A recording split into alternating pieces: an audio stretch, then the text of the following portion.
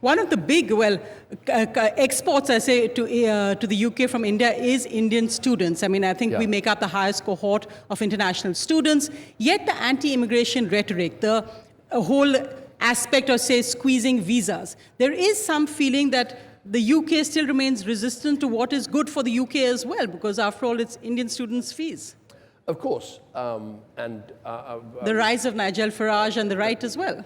But I wouldn't confuse for 1 minute those two things. I mean, as matters stand today, there are no limits on the number of Indian students that can come to British universities. They have to have an English language qualification, and they have to have a place at a British university. And we want as many to come as possible because it's a great industry for us. It also builds great connections between Britain and India with the growth that you are forecast to have.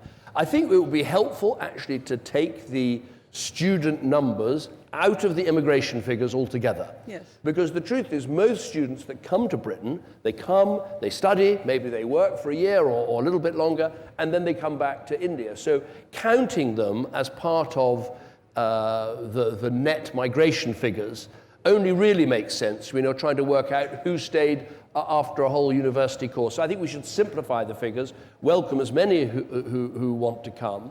But at the same time, we do, like other countries in Europe, we do have to deal with this problem of illegal migration.